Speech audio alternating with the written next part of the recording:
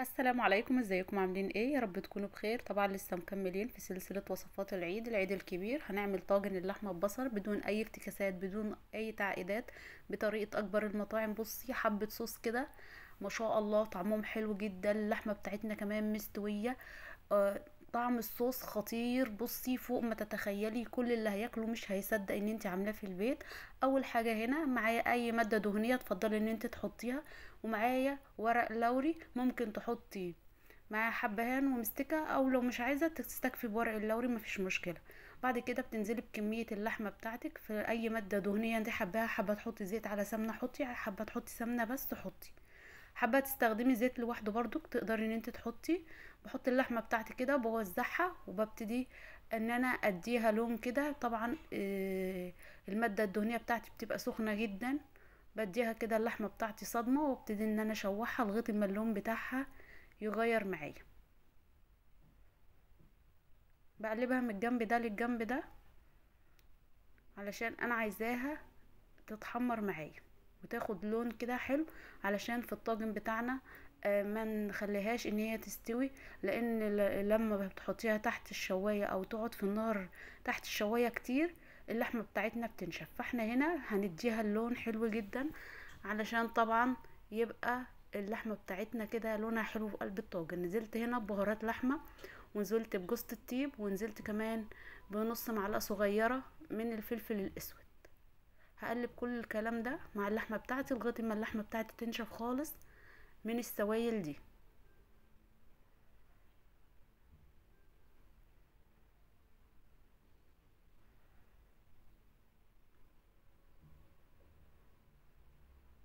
اول ما بتبتدي تنشف بقى بفضل اقلب في اللحمه بتاعتي لغايه ما تاخد اللون حلو كده، تحس ان هي بقت ايه، داخله على التحمير بتاعنا. انا عايزاها تنشف اي سوائل نزل منها خالص، يعني اي سوائل نزلت من اللحمه تنزل معايا، وكمان اي دهون فيها بتسيح مع تحمير اللحمه بالشكل ده.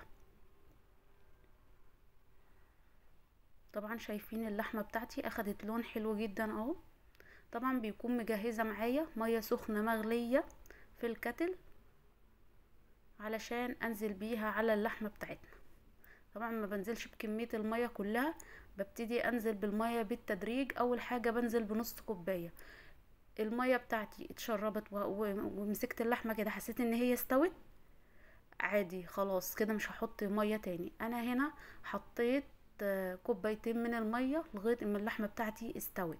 بعد كده بنزل هنا باربع بصلات، اربع حبات بصل كبار، او حسب كمية البصل. كل ما بتكتري البصل كل ما البصل بيدي اللحمة بتاعتك طعم حلو وصوص جميل تقدري ان انت تاكليه. هنا طبعا نزلت بالبهارات، بهارات اللحمة بتاعتي والفلفل الاسود، وهنزل كمان بشوية من الجنزبيل علشان تشيل اي زفارة لو موجودة معانا في اللحم.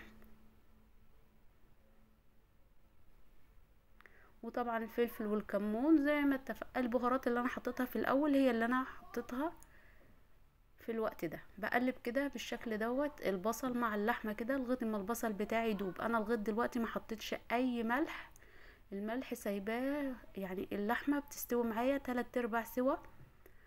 بعد كده ببتدي ان انا احط الملح بتاعي.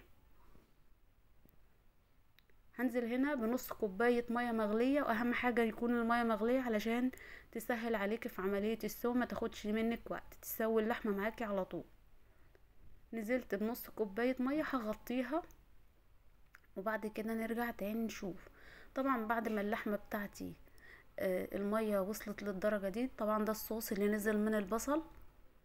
ببتدي ان انا اقلبها بالشكل دوت، وبحط الملح بتاعي المظبوط. بغطيها بس احس ان هي قربت تستوي 3/4 سوا. طبعا ببقى مدخله الطاجن بتاعي دوت في قلب الفرن، وببتدي انزل بالخليط بتاعي. طبعا شايفين الطاجن بتاعي سخن ازاي. الصدمه لما بتنزلي اللحمه في الطاجن وانت مدخلاه في الفرن بيدي اللحمه طعم تاني، يعني كمان بتخلي ريحه الطاجن في قلب اللحمه بتاعتنا. طبعا بنزل بكل اللحمه بتاعتي بالبصل. بعد كده بدخلها الفرن. في الوقت ده تقدري تكملي سواها وتاكليها عادي من غير ما تحطها في طاجن، بس احنا طبعا حابين ان احنا ناكلها كده في الطاجن وطعمها الحلو. طبعا شايفين اللحمه بتاعتي، شايفين اللون كمان.